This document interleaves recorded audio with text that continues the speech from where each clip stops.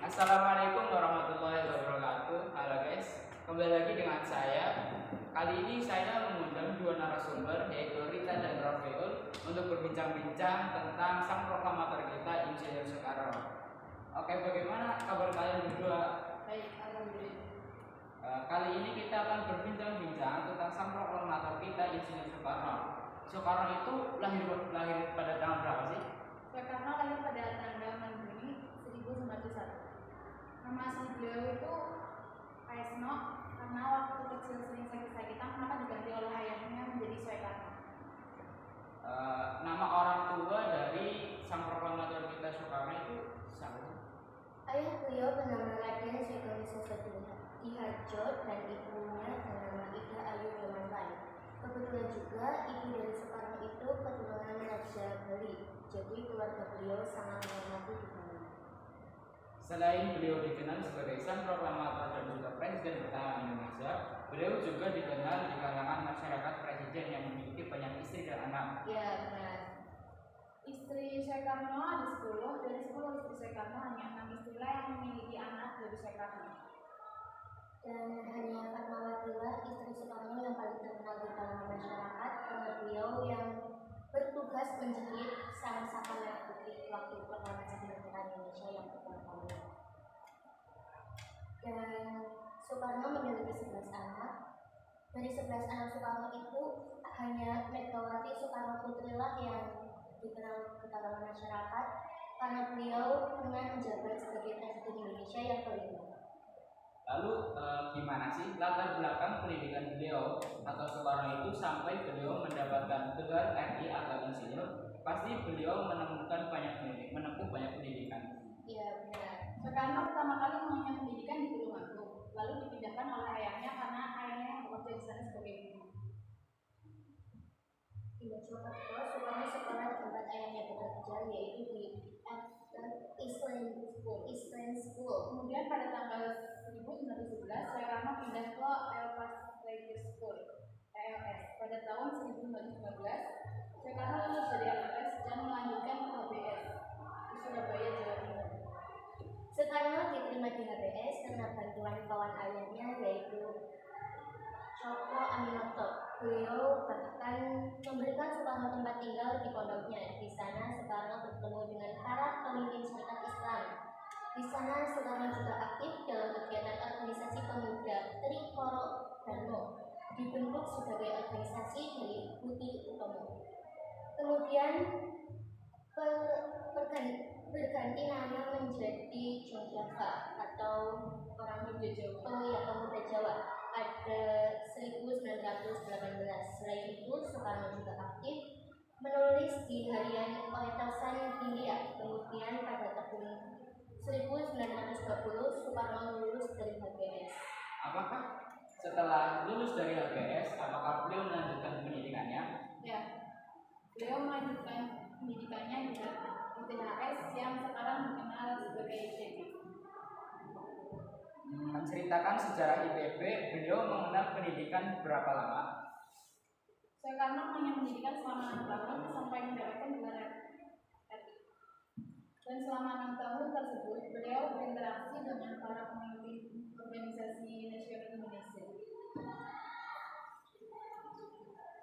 Masa setelah pengakuan kedaulatan Presiden Soekarno diangkat sebagai Presiden Republik Indonesia Serikat dan Muhammad Hatta diangkat sebagai Perdana Menteri RIS, jabatan Presiden Republik Indonesia diserahkan kepada Mr. Asad, kemudian dikenal sebagai Republik Indo-Jawa Yogyakarta. Namun, karena tuntutan dari seluruh rakyat yang ingin kembali ke negara kesatuan, maka pada tanggal 17 Agustus 1950, RIS kembali berubah menjadi RI dan Presiden Soekarno menjadi Presiden RI rapat Mr. Asad sebagai pengangkutan Presiden Republik Indonesia yang diserahkan kembali ke RI Soekarno. Karena adanya kejadian tersebut, masyarakat mengenal mitos Ditunggal Soekarno-Hatta dan lebih kuat di kalangan masyarakat dibandingkan kepala pemerintah yang pertama terjadi. Mitos Dwi Tunggal ini cukup menarik. apa sih yang dimaksud Tritunggal tersebut? Tritunggal sendiri memiliki arti penyeimbang. Masyarakat mengenal Tritunggal itu sebagai Soekarno dan Hatta. Masyarakat menganggap bahwa Soekarno tidak dapat berdiri sendiri tanpa adanya Hatta. Jadi itu yang dimaksud Tritunggal. Ya, Masa awal kabinet pemerintahan Soekarno apakah berjalan dengan baik? Tidak. Kabinet sering jatuh gong sehingga kabinet tersebut dikenal dengan kabinet seutuhan Jokowi. hal tersebut membuat Soekarno kurang percaya sistem multipartai, bahkan menyebutnya sebagai penyakit kepartean. Tidak jarang ia juga ikut turun tangan menengahi konflik-konflik di tubuh militer yang juga berimbas pada jatuh bangunnya kabinet. Jadi Soekarno sering menengahi konflik. Ya, nah, Soekarno juga banyak memberikan gagasan di dunia internasional dan mengadakan konferensi Asia Afrika di Bandung bersama beberapa petinggi dunia lainnya yang menghasilkan Pancasila Bandung dan membuahkan gerakan non-blok karena keprihatiannya terhadap nasib bangsa Asia Afrika. Berkat jasanya tersebut, negara Asia Afrika memperoleh kemerdekaan. Pada tahun 1965 pernah terjadi peristiwa yang menggambarkan masyarakat Indonesia karena terbunuhnya 6 jenderal yang kemudian peristiwa tersebut dikenal dengan G30 PKI. Ya. Nah, gimana sih respon masyarakat pada saat itu atau respon para mahasiswa pada saat itu? Masyarakat melakukan aksi demonstrasi membentuk massa dari kami, Kesatuan Aksi Mahasiswa Indonesia, dan KAPI, Kesatuan Aksi Pelajar Indonesia, untuk menyampaikan tuntunan rakyat Atau Tritura. Tritura yang salah satu isinya meminta agar PKI dibubarkan. Namun pada saat itu Soekarno menolak membubarkan PKI karena bertentangan dengan pandangan NASCOM, nasionalisme, agama, dan komunisme. karena Soekarno yang menolak membubarkan PKI. Hal itu melemahkan posisinya dalam politik. Tanggal 11 Maret 1966 dikeluarkan surat perintah 11 Maret yang ditandatangani oleh Soekarno. Apa sih isi dari surat itu? Isi dari surat tersebut merupakan perintah kepada Letnan Jenderal Soeharto untuk mengambil tindakan yang perlu guna menjaga keamanan pemerintahan dan keselamatan pribadi Presiden. Namun surat tersebut lalu digunakan oleh Soeharto yang telah diangkat menjadi Panglima Angkatan Darat untuk membubarkan PKI dan menyatakannya sebagai organisasi terlarang. Kemudian MPRS pun mengeluarkan dua tetapan, yaitu TAP MPRS nomor 12 1966 tentang pengukuhan Supersmart menjadi TAP MPRS nomor 1966 yang memberikan jaminan kepada Soeharto sebagai pemegang Supersmart untuk setiap saat menjadi presiden apabila presiden berhalangan.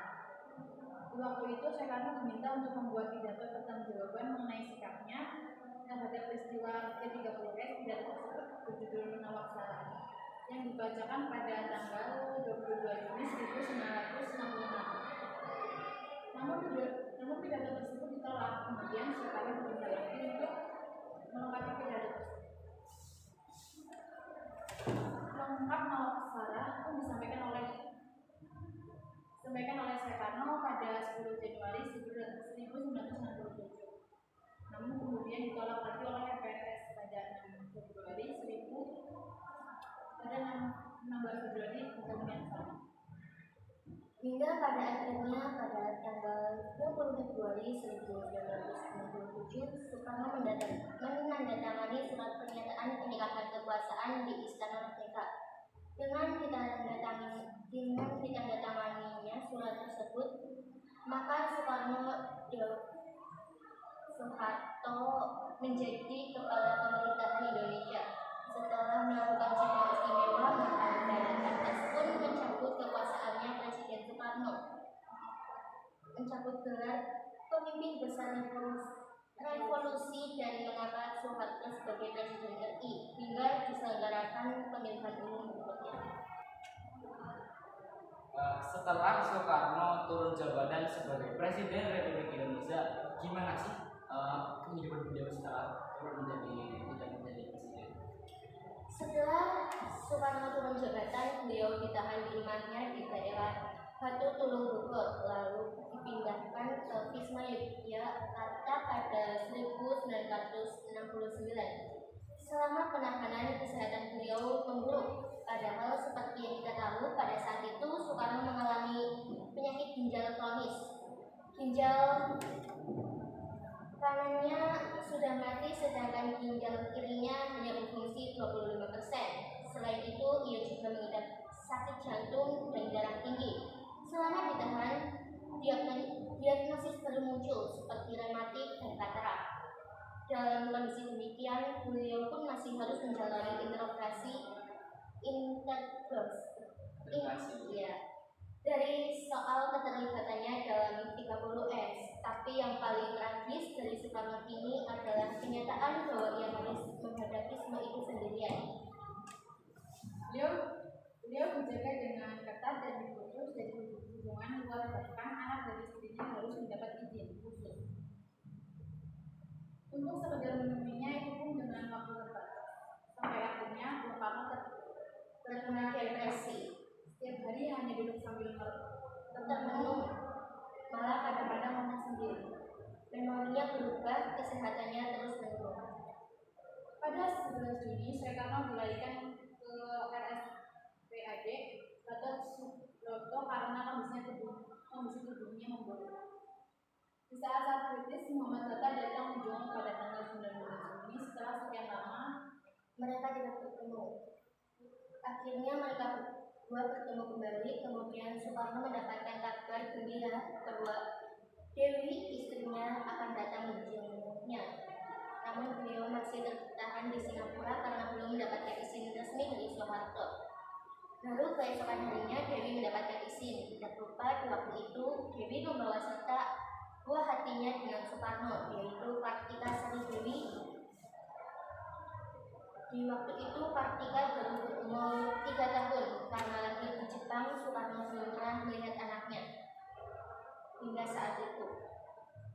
Usai kedatangan Dewi dan Kartika, kesadaran Soekarno berangsur-angsur hilang. Menjelang tengah malam keesokan paginya pada tanggal 21 Juni 1970, tepat di usianya yang ke-69 tahun, beliau meninggal dunia. Di saat itu Fatmawati meminta agar Soekarno disemayamkan di rumahnya, namun ditolak oleh Soeharto. Sedangkan Dewi memohon untuk disemayamkan di Wisma Yaso, namun permohonan itu pun juga ditolak. Sedangkan Hartini juga meminta agar Soekarno dimakamkan di Batu Tulis Sekali Tigawang, namun Soeharto hanya menyarankan Soekarno dimakamkan di Blitar. Kenapa Soeharto hanya memperkenalkan Soekarno dimakamkan di Blitar? Di waktu itu Soeharto berjanji bahwa Soekarno sewaktu hidupnya sangat mencintai ibunya. Beliau sangat menghormatinya karena beliau pergi jauh ke manapun beliau sungkem dahulu. Meminta doa restu kepada ibunya. Melihat kebiasaan Bung Karno begitu, maka saya tetapkan dengan alangkah baiknya kalau proklamator itu dimakamkan di dekat tempat ibunya di Blitar. Jadi pada akhirnya Soekarno dimakamkan di Blitar. Ya, benar. Mungkin cukup sampai di sini perbincangan kita hari ini. Terima kasih Rita dan Rafiul karena sudah mau berbagi cerita tentang sang proklamator kita. Dan ada pesan moral dari Soekarno untuk kita semua, yaitu 1000 orang tua bisa bermimpi, 1 orang pemuda bisa mengubah dunia. Perjuanganku lebih mudah karena mengusir penjajah, tapi perjuanganmu akan lebih sulit karena melawan bangsamu sendiri. Gantungkan cita-citamu setinggi langit, bermimpilah setinggi langit. Terima kasih telah menonton video kita pada podcast hari ini. Mungkin cukup segitu saja. Assalamualaikum warahmatullahi wabarakatuh.